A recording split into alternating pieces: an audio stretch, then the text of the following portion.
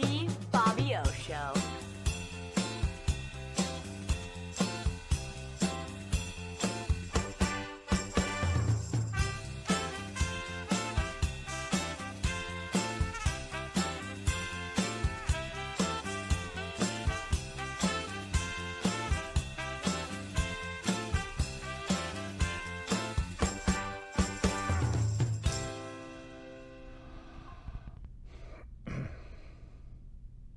Welcome to the Bobby O Show.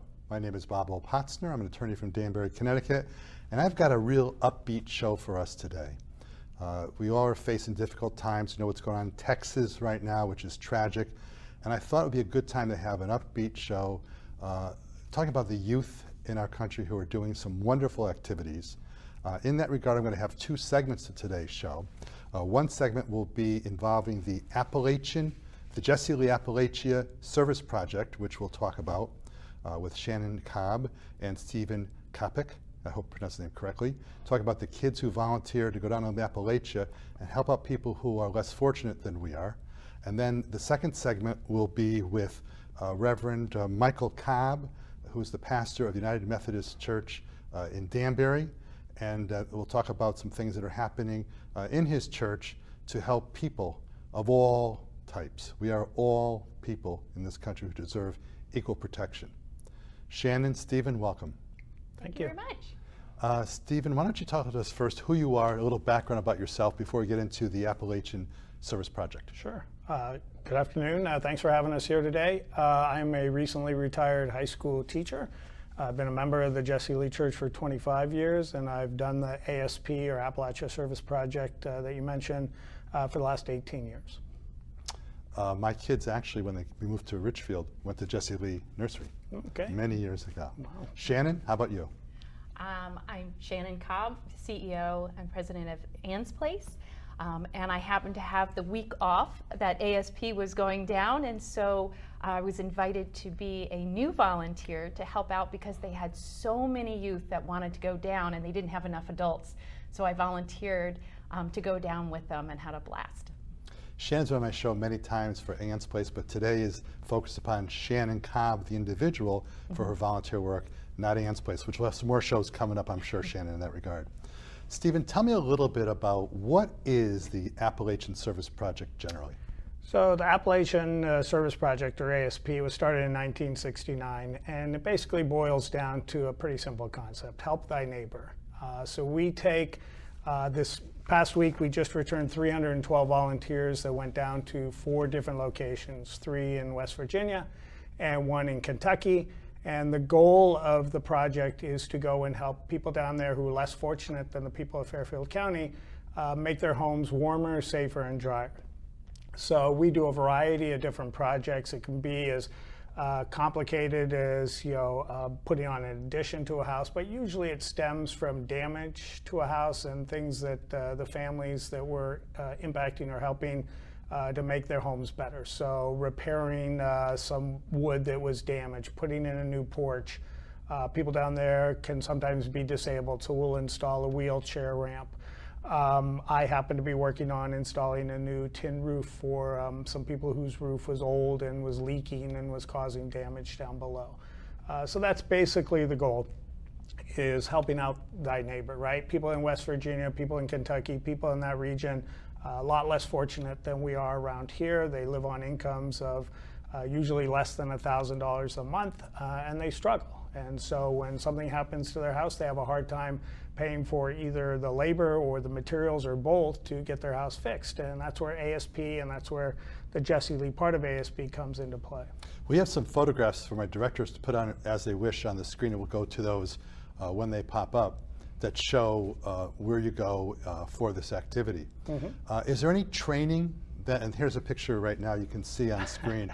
What is that? Sure, that's a great picture. It looks like they're installing a porch. So the 4x4 that you see the youth, the high school youth over on the right-hand side holding up, that's going to be one of the support pieces or support beams for the porch. You can see the gentleman over on the left digging a hole, obviously. So this is a pretty typical picture. We break up the 312 volunteers into what we had this year was 45 different crews. 7 people each, 2 adults and 5 high school age youth. So the 2 adults kind of lead the charge and help guide the youth and do some of the work for sure, but the 5 youth, as you can see, are definitely heavily involved in terms of a lot of the labor, but also learning new skills, how to cut wood, digging holes. Hopefully they know how to do that, but you can see it's a little faded, but the young man on the right is using a level to make sure that the post is straight up and down. Where are the kids from? So primarily the Ridgefield area, the Ridgefield High School students, but we take students from all over the place. We've had students come from New York State, just across the border. I live in Reading. We've had some students come from Joel Barlow High School, which is Reading Easton Schools. Some Is this from your whole Danbury. crew? This is a drone shot. On the way down to Appalachia, we stop in beautiful Buena Vista, Virginia, and that's a park there where we meet and have dinner. And there's a fellow on our trip who has a drone and has, for the last several years, taken several shots, but this is one where we're all together, and I think at this point we're fed and about to go back to the churches where we stay at and get a good night's sleep. So I understand that there's a church in Buena Vista. Is that Virginia? Correct, yes. That church hosts you guys when you come down? Correct. Well, 312 people. We don't go to just one church. We went to, I think it was 4 different churches on the way down, 4 different churches on the way back. We stop in a different location on the way back. But we've had a relationship with many of these churches for the 41 years that we've done this trip. And when we started, it was around 20 people. With 312 people, it gets a little more complicated. So many of the churches in this particular area and where I mentioned where we return are kind enough to open their doors. We sleep on the floor, but they're kind enough to open the doors and let us sleep to at least get a good night's rest for the way home. Shannon, how did you get involved in this? Well, Oh, excuse me, by the way, before we do that, what is this picture? I'm sorry. This is a picture, some of the beauty that you will see when you go on this trip. This is the new River Gorge Bridge, which is just stupendous. I mean, it's beautiful. And not all of the volunteers, but some of the volunteers stop there on the way down. There's a visitor center and so on. And it just gives you a sense of the beauty of this part of the country, which a lot of people from our area don't necessarily see. It's just the people are wonderful for sure, but the landscape is just gorgeous. Shannon, I cut you off. I'm sorry. So how'd you get That's okay. involved? That's okay? Thank you. I am a member of the United Methodist Church in Danbury, and Ridgefield UMC needed adult volunteers. And they called us up and asked if anybody could help out. And I happened to have the week off, so I signed up. And I was very familiar with ASP and just had never done it. But it was really an incredible experience and very well organized. Clearly, the Ridgefield UMC does such an amazing job. They have a huge team of volunteers that plan all year long, including Steve. And so us first-timers get to have such a wonderful experience going in, not having to plan or organize anything, but just be present with the kids, learn some things about construction. If they kind of throw you into these construction projects that you think you've got handled, and then you realize there's something underneath the house that's broken, or there's termites, or there's extra problems, and you just learn to problem solve, but never alone. We come back together and as teams and work together to solve them. So I was just so impressed with the volunteers and how much camaraderie there is with ASP. There's no I in team, right? There's That's no I in right. team. Stephen, what kind of training do you give to the volunteers and to the students who go? I mean, someone like me, I know what a hammer and I know what a nail is, but other than that, I'm not sure what else I could do. How do you train people, the kids, first of all? That's a great point. So we do an extensive amount of training. We're pretty proud of the people that we bring down to ASP to actually work on the houses. As I mentioned earlier, we've been doing it for 41 years. So all volunteers, adults like Shannon or the youth, have to spend about 20 hours of training. Now, some of that is meeting time, but a good chunk of that, 8 to 10 hours, is actually using saws and hammers and so on.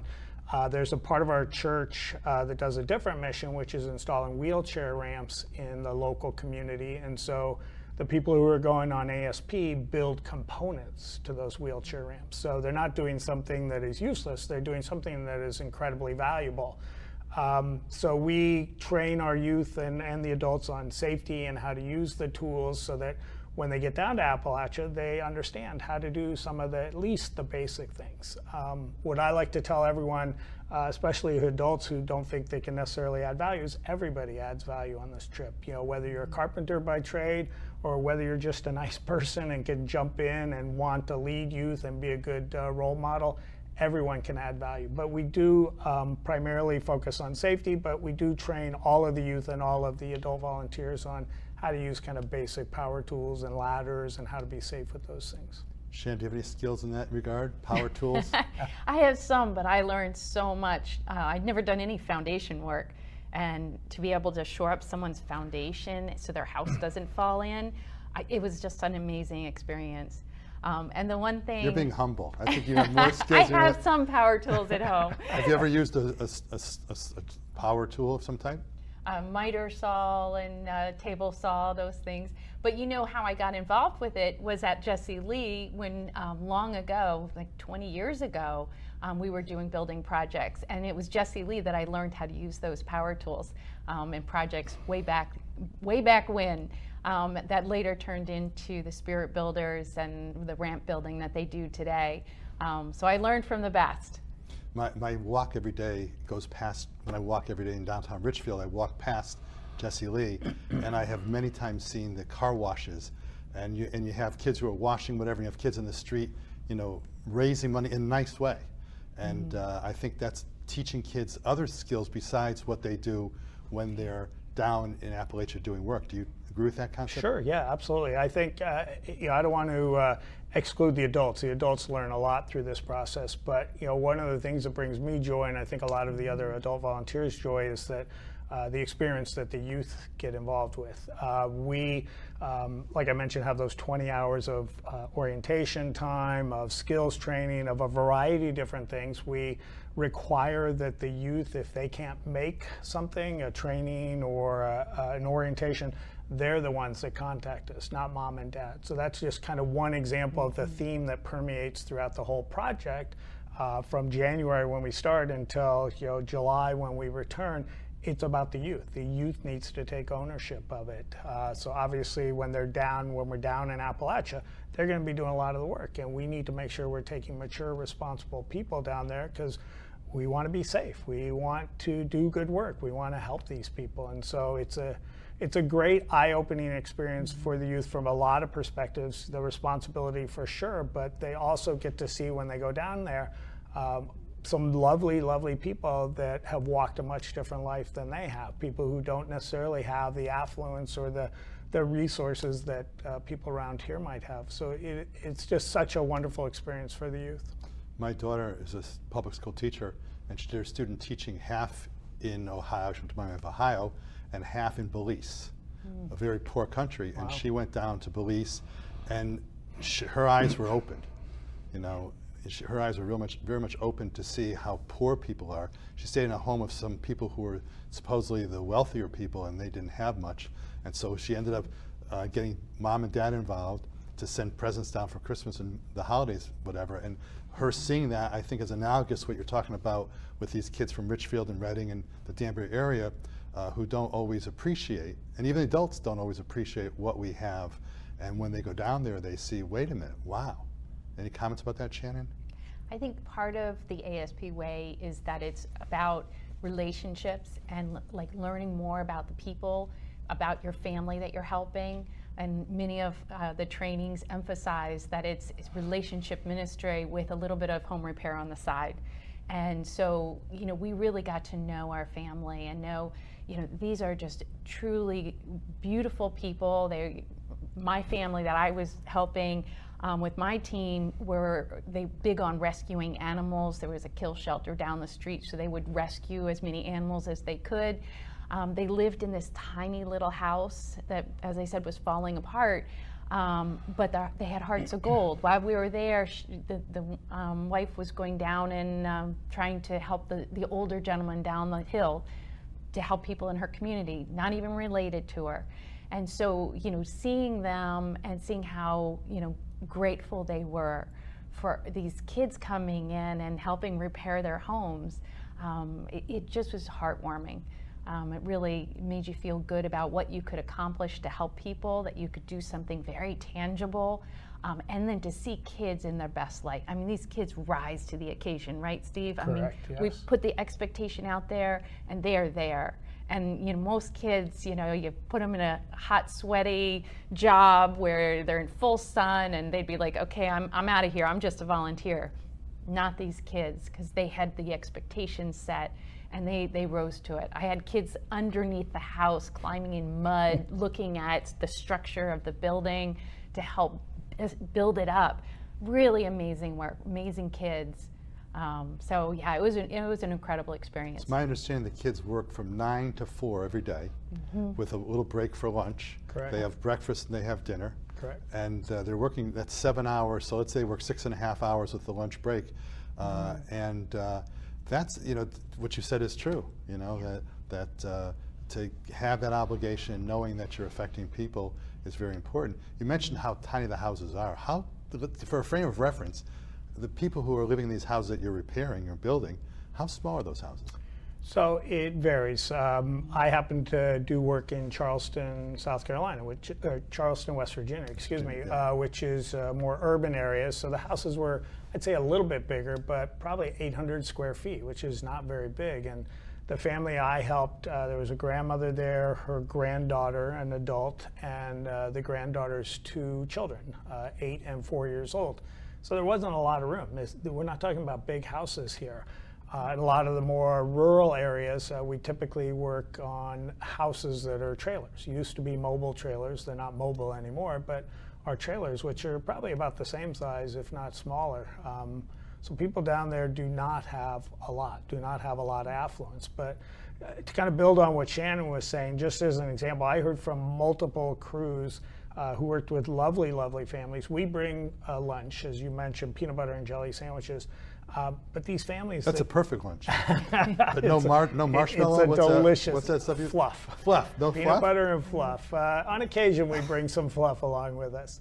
But I heard from multiple crews whose families wanted to make lunch for them. I mean, these are people with almost no money, and we're there helping for sure. So it's nice that they appreciate us, but they're spending, who knows, $20, $30, $40. Up here we might think that's not that big a deal, but that's a big chunk of their income. And just to say thank you. What's the average income of the people you were helping? Do you know? So it varies. We don't necessarily see that side. It's the people from ASP that get the applications in and decide who to help. But we've seen some of the past applications, and it's typically less than $1,000 a month. Sometimes $500 a month. So these are people who are who do not have a whole lot of money, and it's just so lovely that they want to do something nice for us. Not required, obviously, but just so lovely that they want to spend a little bit of their hard-earned cash to show us that they appreciate what we're doing. If I had been a little smarter, I would probably invite it. Maybe I should do a show inviting some of your volunteer kids and let them tell the story. That's an excellent idea. I should have done that, and I will do that.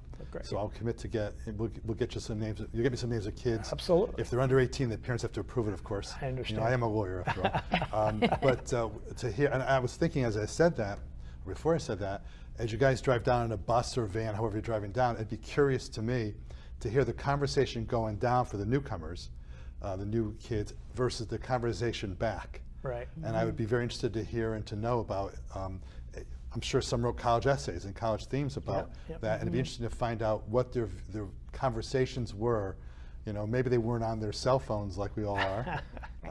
On the way down they are, but on the way back it's a little different. Yep. One of you said to me in our prep, I always do a prep show, as everyone knows, was on the show, talked about the fact that you felt almost guilty because you got as much pleasure or more pleasure for yourself versus the pleasure that was being received by the recipients of your good efforts. I'm not sure who made that comment. That was me. Okay, Stephen, you want to follow up on that? So as I mentioned in the introduction, this is my 18th year, and I still feel that way. But what I was talking about when we were chatting earlier is after my first year, I felt like, okay, I'm going to go down and, I'm going to help these people, and I'm going to give a lot. I'm going to work hard, like Shannon mentioned, and 9 to 4, it's hot, et cetera, et cetera. I fully planned on that.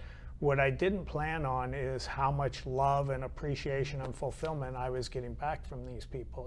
How lovely they were, how great it made me feel to help these people, how lovely the people in the community were.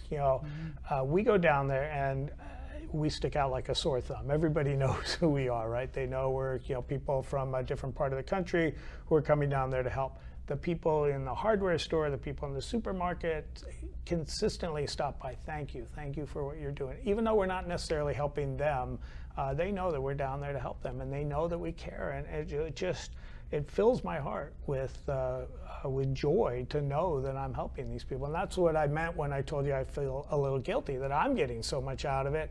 Obviously I'm giving a lot to the people down there, but it's wonderful how the volunteers, the adults, and the youth feel spiritually fulfilled, I guess, when they come back from this trip. And this kind of activity, it's obvious we have diversity in our country and divisiveness in our country. Mm-hmm. And these kinds of activities where you bring together people from Richfield, Connecticut, and people from Charleston, West Virginia, for example, to interact, it means something, and it might help break down these barriers.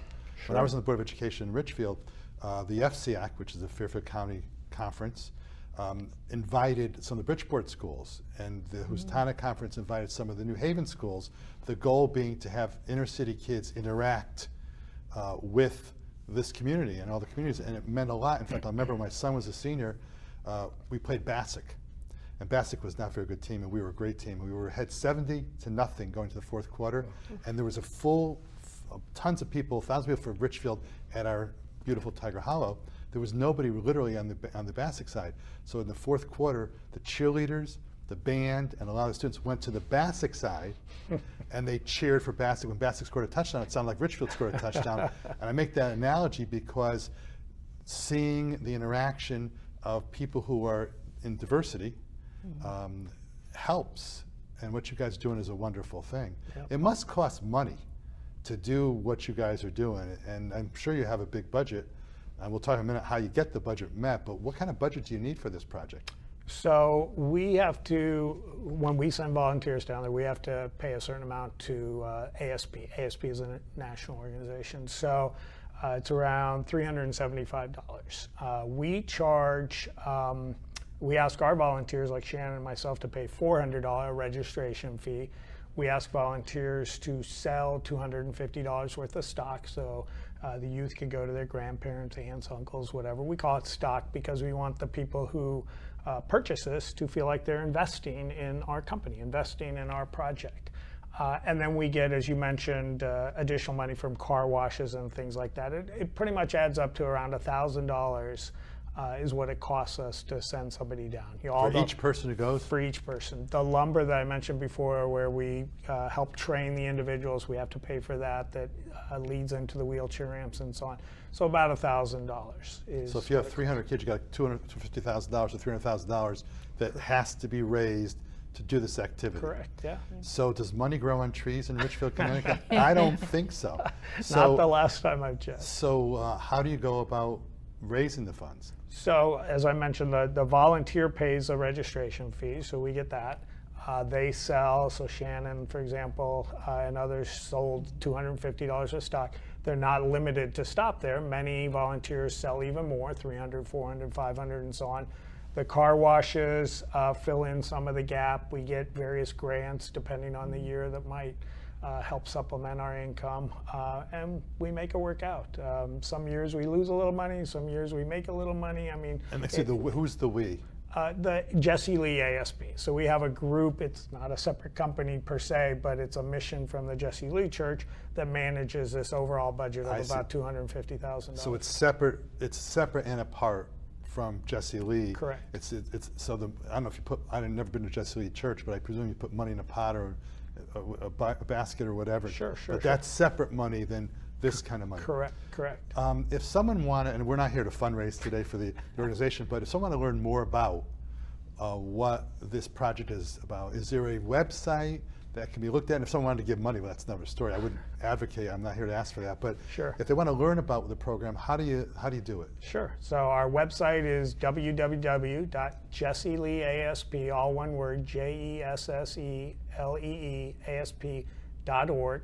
And so if you go there, you'll see all the information that any volunteers need to kind of sign up for the project, the various things they have to do. But there's a category in there, or a link on there where you can donate if you feel so inclined, and we'd love to have you do that.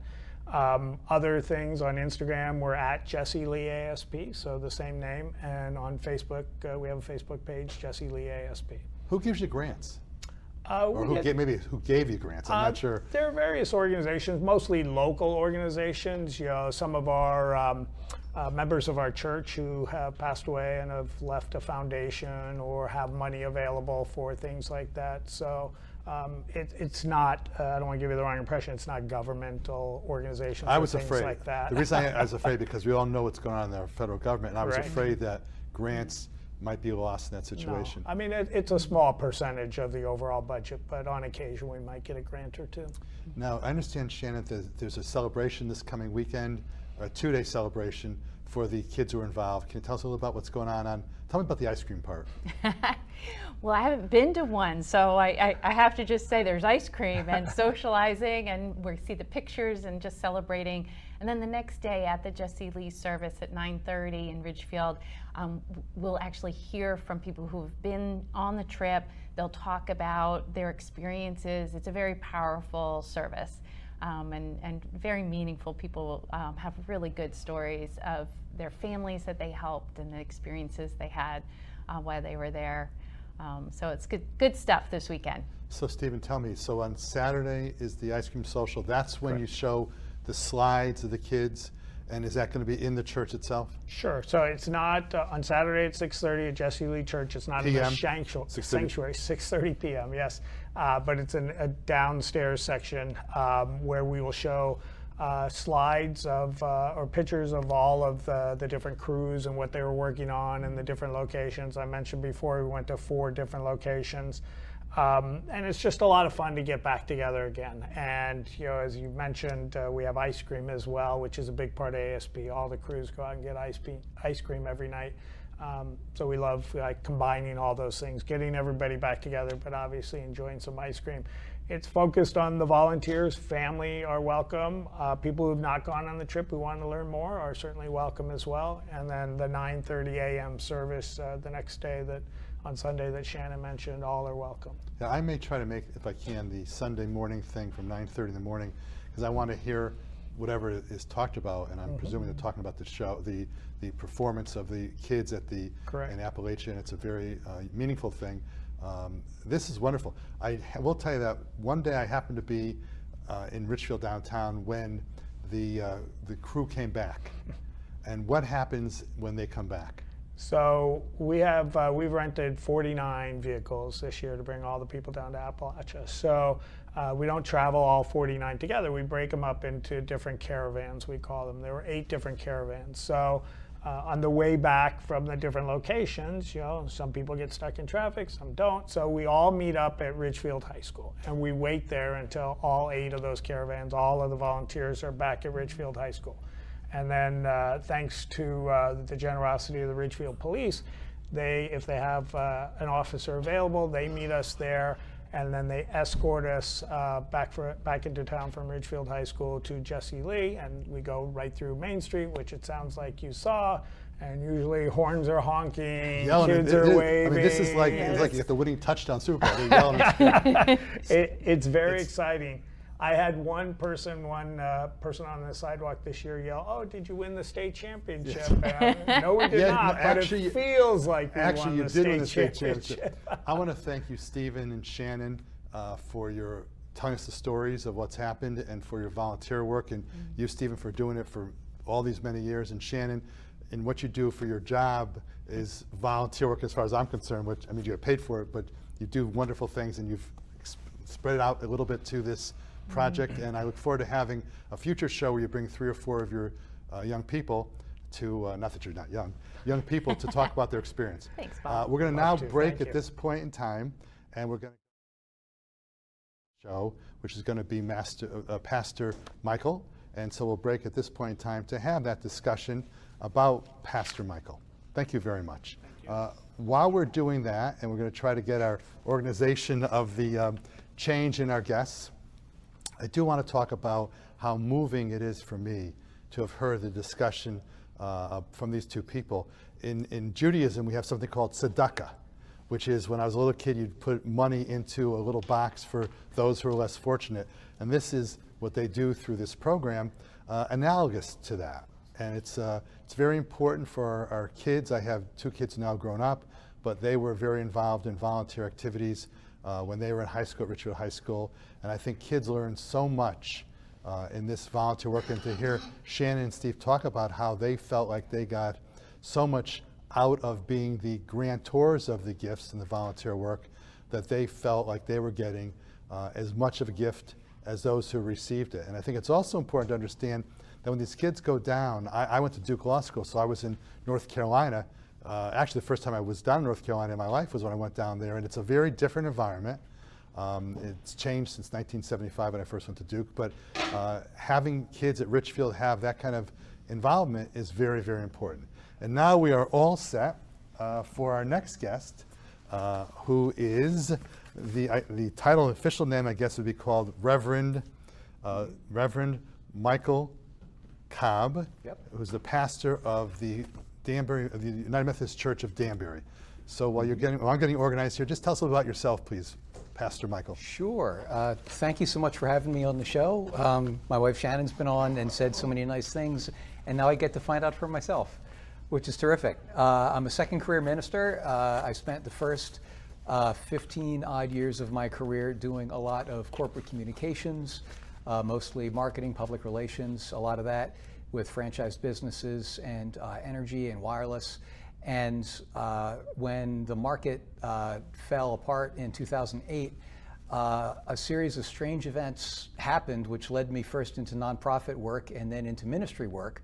And it's one of those weird things where it didn't make sense at the time, but then looking over my shoulder, it looks kind of like a straight line pointing me right into a pulpit and indeed into what I've been spending the last decade or so doing. And so I'm convinced that God recycles because all of that business experience has become very relevant in the ministry experience that I've been doing for, again, a little more than a decade. I'm Jewish, I'm not Methodist, but I do have a connection with your church. What's my connection? I mentioned this to you in our prep show that you and I did, and that is when I was in Shelton, Connecticut, the United Methodist Church on Long Hill Avenue in Shelton, Connecticut, I guess built a new church up there, and they had a Boy Scout troop that was set up, and I was a charter member of Troop 25 in Shelton, Connecticut, and I had great experiences there. But that's my connection to the Methodist Church, and I appreciate coming to the show today to talk about what you do and what your church is all about. Tell me about what the Methodist Church is. Is there a mission for Methodist Church? Is there something you could tell me as to what the mission of this particular church is versus other churches? That's a good question. The mission of the church overall is to make and grow disciples of Jesus Christ to transform the world. But then each individual church has to decide what that looks like in their context. One example that I can give you is we have one ministry that I'm especially proud of called Patty's Closet. And before I got to the church, about 4 years ago, they did a survey to take a look at needs in the city of Danbury and surrounding areas that were not being met. And one need that they identified was for clothing for newborns and very young children up to about size 5T. There were places you could get clothing for adults, for children, but not for those very, very young children. So the congregation started a program to meet that need. And the idea was that if people qualified by certain referring agencies, they'd be able to come and get, at no cost to them, like new clothing at that age. So that's great. That's something that we started doing before I got to the church. Now, I have a couple of things that I do in the community. One of them is I'm on the board of a local nonprofit called Association of Religious Communities. Before you leave that, I want to go back to Patty's Closet, because when I was doing my checking about your organization, your Yes. church, I was very impressed with that. And my wife would tell you that I've got about 30 old suits that I haven't worn in 6 or 7 or 8 years. Why don't I give them away? But I had really thought about the fact that you really have a bigger need, or as big a need, for the young babies, infants. Oh, sure. And diapers cost so much money for people. Absolutely. And so any help that people can be giving on that is really, in Yiddish, we call it mitzvah. A good, that is, it's a good deed. It's a good deed. So go on to what you're going to say next. Well, the reason I mentioned ARC is because ARC is a interfaith services agency that provides services to all people. And one of those services is a food pantry. And every week it provides food to about 200 families. And so I asked the executive director, well, we have a program with free baby clothing, you've got a program that every person who uses that qualifies for our services. How would you feel about crossing them a little bit? And so once a month, volunteers from the congregation go down to that food pantry and set up basically a small boutique where people who have a need for baby and infant clothing can get it. And you saw me checking my phone before I came out here, because I remember when we started this a little less than 2 years ago, I was told that from serving about 3 or 4 families at the church, we were serving about 20 families a week who were getting clothing for their babies and infants that they wouldn't have gotten before. And I checked with one of the volunteers who has been instrumental in making this happen, and she corrected me and said, no, it hasn't been 20 a week for a while. It's usually 40. And this past week, so this would have been in June, one day they served 49 families getting clothing that they would not have had an opportunity to get otherwise. I want to read what I went onto your website, and I'm just going to give you some more plaudits. It says your nonprofit professional work has included advocacy for homeless and immigrant populations. We'll get to that in a moment. With the Association for Religious Communities, ARC, which you mentioned, and working for sexual justice and education in faith, communities, and society with the Religious Institute. Other nonprofit work has included the National Black Justice Coalition, advocating for African American LGBT civil rights, plus diverse consulting positions. My question is, when do you sleep? But, and I may say that as a positive comment, but your work in the church, and I had not met you, I've met Shannon many times, I had not met you until today, actually, but we spoke on the phone a little bit, or in the Zoom call. Your activities are really wonderful, and I really like the interfaith activities that you have. Talk to me about the immigrant issue that you mentioned in this website. What role do you play in that, and how does that interact with your church functions as a pastor? Sure. So part of that is with my work with ARC. A few years ago, when I was serving a different church part-time, I was hired by ARC to help with the homelessness program. At the time, my work was helping getting people some monies that they could use for deposits to get out of homelessness. And that really touched me. And so when I was assigned by my bishop to serve the church in Danbury, I reconnected with ARC and have been able to serve in a different way. But really, Danbury as a city has benefited tremendously from a strong immigrant population. And so the question is, how do you serve in your community? Remember, you asked about the mission of the church, and the mission writ large, you have to figure out what that looks like in your community. So I'll give you an example. Our church building up on Clapboard Ridge Road is bigger than the congregation that we currently have. So we have another church which uses space in the building, and they're a church pastored by a couple that are immigrants from the Dominican Republic. And so it's largely an immigrant-focused congregation. Well, during the summers, one of the things that our church does is something called Vacation Bible School. A lot of churches do that. It's basically a day camp that includes a lot of your typical camp activities, but it also has sort of your Sunday school level religious instruction, usually for elementary school kids. We approached that congregation and asked if they'd be interested in collaborating with us, and they said yes. So we offered our Vacation Bible School, which the church has done for years and years and years, but now we have one that is bilingual. It's the only bilingual Vacation Bible School I'm aware of, and it has kids that otherwise would probably not interact with one another. And last year we did this for the first time, and the thing that surprised me the most was the absolute lack of cliquishness with the children. I thought that they would break up depending on how they came to be part of the group. And in fact, they just broke up based on who they wanted to play with. And if someone said they want to go in the pool and someone else wants to do a game, well, then you pick that way. And it was just so much fun, and so much more fun than it would have been if we'd have just kept to ourselves. We see that as an opportunity for our congregation to help by making it possible for others to offer some things that maybe they would not have had the ability to offer to their congregants. And in fact, since you know my wife Shannon, we also reached out to Ann's Place and said if there are any of the kids there, kids or grandkids that would like to participate in this, we'll waive all fees, and they can come and join as well. So now you've got 3 groups of completely different children all coming together and just having a great time together. your program will become much more important as time goes by. I happened to read in that paper, I think yesterday or today, that Connecticut's going to potentially lose $47 to $50 million in funding for education. And there was in the article, it said something about how the Boys and Girls Clubs could be suffering. I know that in public schools, I was on the Board of Education in Richfield for many years, in Shelton where I grew up. And English as a second language is a very important part of the program. So what you're doing now is even going to be more important, if that's possible, than where it was. You mentioned about the immigrant issue, and one thing that just, I can't swear on the show, but makes me a little bit annoyed. We are all immigrants. My grandfather, who died, he died when I was 4 months old, so I never really met him, but he was from Poland. My grandmother was from South Africa and then England. My parents were born in the United States of America, but we are all immigrants. So we have to get that through our thick skulls, all of us, not yours and mine, but everyone's, to understand that immigrants are an important part of our community, and we have to accept everybody, because the Constitution says, we the people. That's right. You have any comments, sir, about that? Sure. I think that that's something that was taken for granted not that long ago, and people seem to have forgotten.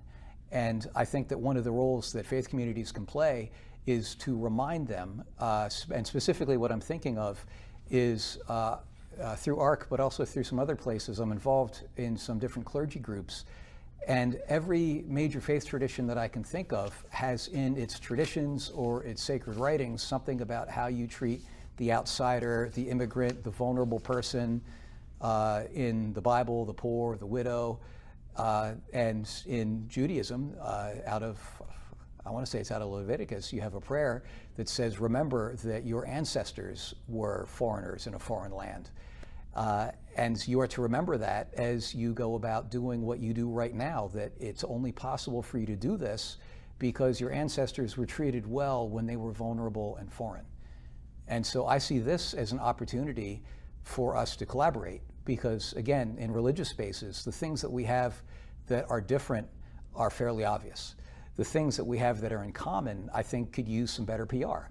And so finding ways to work together on behalf of immigrants, asylum seekers, refugees, to me feels like a very natural part of how we can serve our community in a way that is less about religious proselytizing and more about just trying to live out our values. You know, not to get too political, but of course, if I open my mouth, it's political.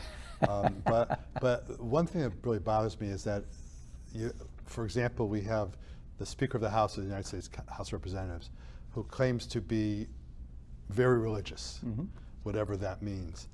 But yet he does things that I don't think reflect my understanding of Judaism and Christianity, et cetera, et cetera. So I think there might be some disconnect, perhaps, that we have in our society today. You may agree or disagree with what I'm saying, but there seems to be a disconnect between belief in God and belief in your religion and how we act to others. Do you want to comment upon that very broad question, or comment? Anything you want to say about that? I'm sure you do. I've talked to you a little bit. What do you want to say about that? Let me sip my water first. Okay. I can go to a commercial too if you'd like. But No, that's okay. That's okay. You set this up very well with your first question, which is about the mission of the church. And that part of the mission of the church is to figure out how to implement the church mission in your local context.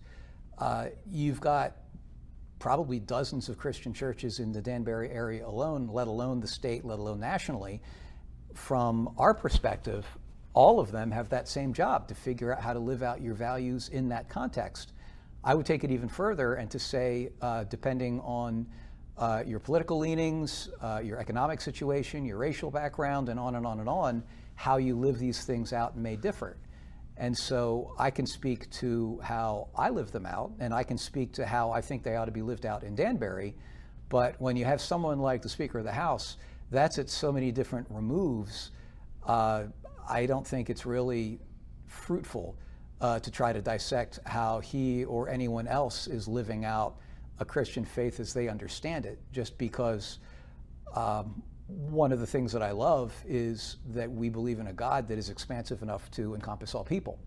I'll tell you one thing that I have shared that ever since I learned it that just tickles me is George W. Bush and Hillary Rodham Clinton are both staunch, longtime United Methodists. I love being part of a tradition that is broad enough to encompass that wide range of understanding of how you live out your values.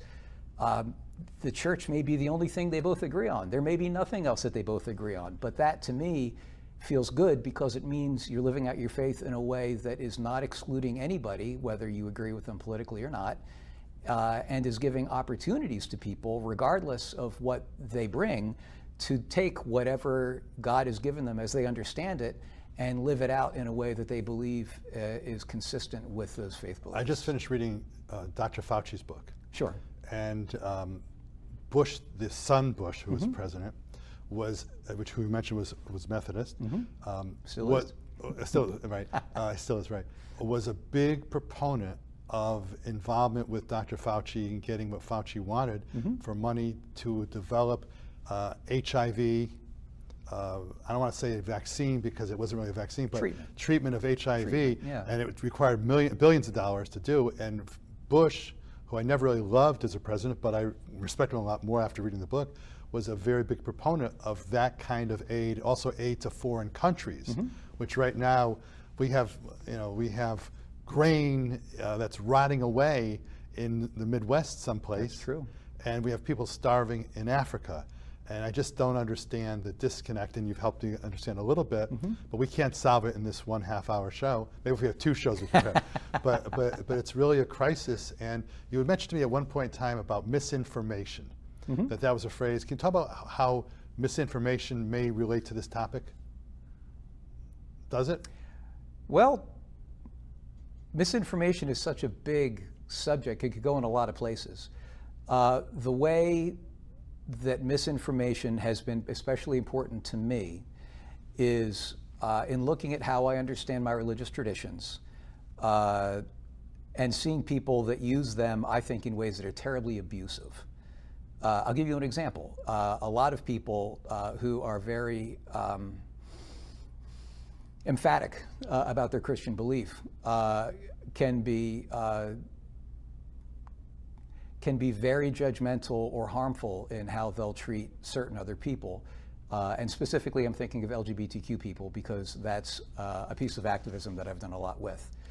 And so when you talk about misinformation, to me, I think saying that if they've been told that they don't belong, my reading of my tradition and my scripture is a gospel of love. And you can try to find verses that you can weaponize, but if you try to look at the whole thing, it sure seems to suggest love for everybody unconditionally. It sure seems to suggest that even if you don't love everybody, how you treat them is really important, and that you are to treat them respectfully and to treat them well, and that if you can't do that, at least don't harm them. So when you say misinformation in my context, I'm thinking about people that have used a book that, the word gospel in English means good news, and made that good news the least good news possible for some people. And combating that, I think, is terribly important because a lot of people have been harmed in that way. And if you can find a way to help heal that harm or bring good news to people who have found that in short supply, boy, I think that's one of the best things you can do. What you just said reminds me of my son Matthew's graduation from college. He went to Lehigh. And we're at the Lehigh football stadium for the graduation, and Elie Wiesel, who's now passed away, was a Holocaust survivor and a writer, I don't know if you call him a writer, poet, whatever, but he was a brilliant thinker. And at that graduation, he said words I've never forgotten. Hope I don't forget it right now. And that is, always appreciate the otherness of others. Always appreciate the otherness of others. And as you're talking about where you just said, it brought back what Elie Wiesel said, and that's part of what we have to do, and that's part of where our country, and I don't think, when I was on the Board of Ed, we had a superintendent of schools who used to say there's a capital P political and a small p political. And that differential is that everything you talk about in politics in the world is a little bit political, but I'm talking from the perspective of we have to understand and get our country together. It's going to take a long time to heal the wounds, but to remember the otherness of others is really so important. Do you have any thoughts you want to add to that? If not? Sure. The otherness of others, I think, makes us better and stronger as people. When I look at the leadership in my congregation, we're not all in lockstep, and that means that we're stronger because different people have different skills. If everybody thought like I do, then that means that whenever I make a mistake, no one's going to call me on it. No one's going to correct me on it.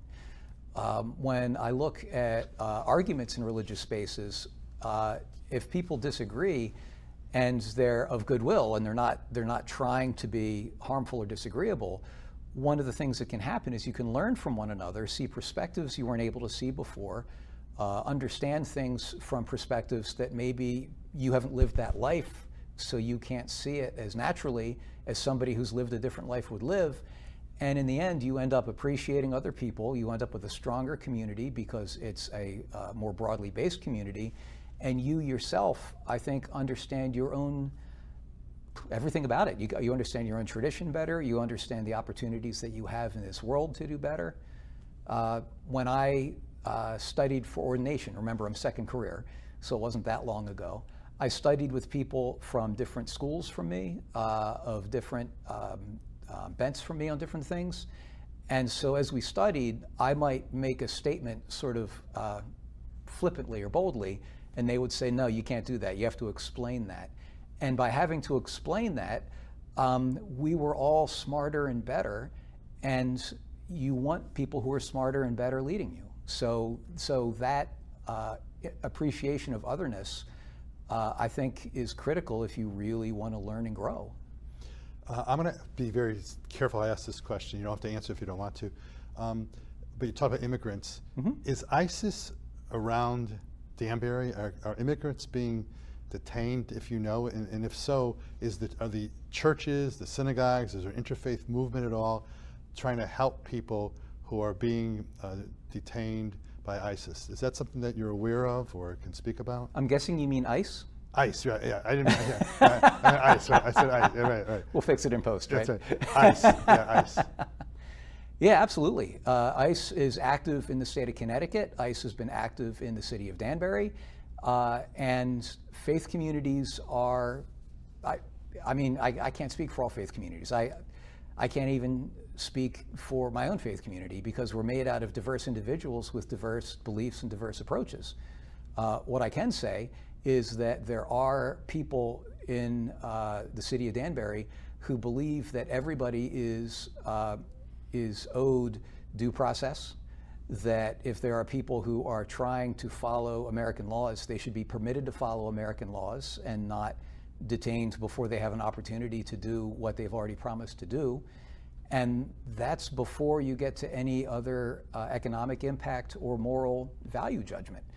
So yes, absolutely that's happening. And that kind of takes us back to one of the first things we talked about, which is what do good people do, or what do good people of faith do? And the answer, at least in my tradition, is I can't tell you. It's ultimately between you and God, but it's probably influenced by however you believe you've been equipped.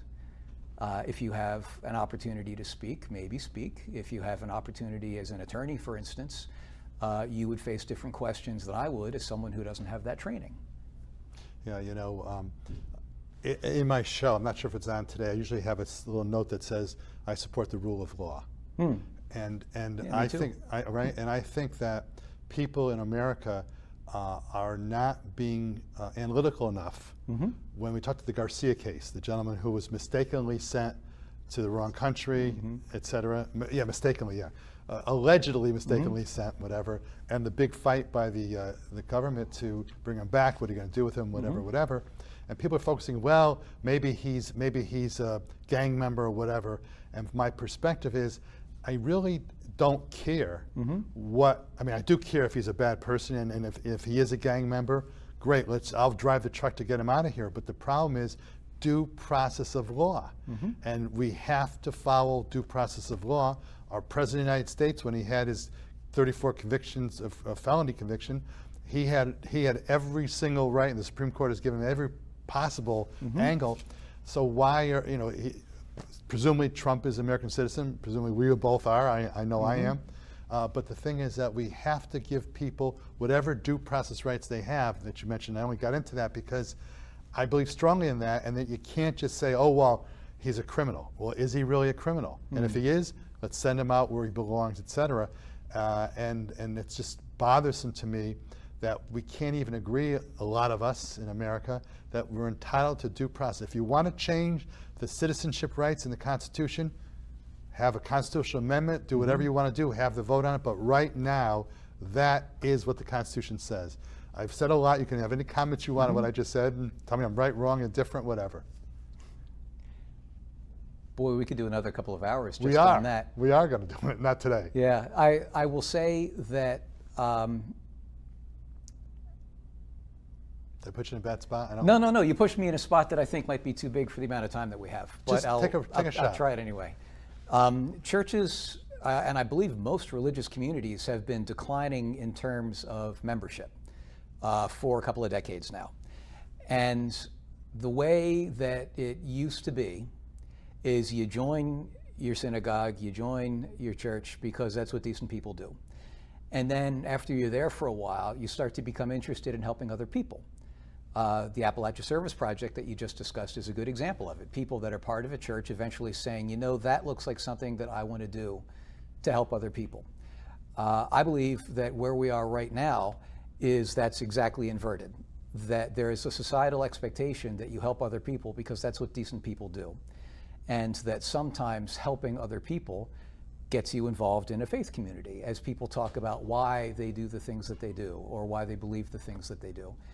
And what you're talking about, I think, gets fairly away from a faith angle and gets towards the angle that we're supposed to help each other because we have a belief that that's what decent people do.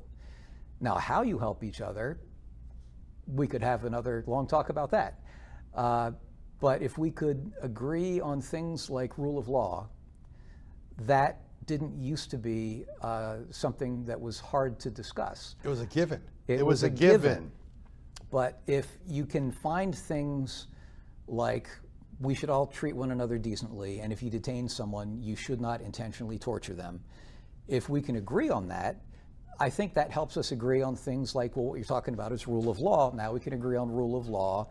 And what you're doing is you're slowly finding points of commonality that allow us to work together, think together, worship together, and do things in a way that right now, 2025, can be difficult.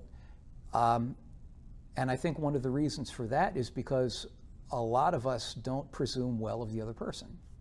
We only have a minute left, so we are going to have. I'm going to I have. told you. But I want to sort of wrap this up by saying that if democracy were easy, it wouldn't be so hard where we have right now. And when you talked about churches and synagogues closing, my synagogue where I was bar mitzvahed in Derby, Connecticut, Beth Israel, because of fewer people joining the synagogue, they end up selling themselves. I think it's now a Mormon church or whatever, and there are more and more synagogues and churches closing, and fewer people are doing formalistic religious stuff. And we're going to come back. We're going to talk some more about it, another hour show, and I'll give you one question to catch us the whole way through. I'm just teasing. It's been really a pleasure talking to you and listening to what you have to say. And by the way, hearing what you said with the Methodist Church, Judaism is not much, I don't know the formalistic stuff, but in terms of what we believe in, and some of the basics have a lot of overlap. Yes. This has been Bob Opatzner on The Bobby O Show with Pastor Michael Cobb. Thank you so very much for coming on the show, and let's have a great July. Appreciate it, Bob. Thank you. Thank you very much.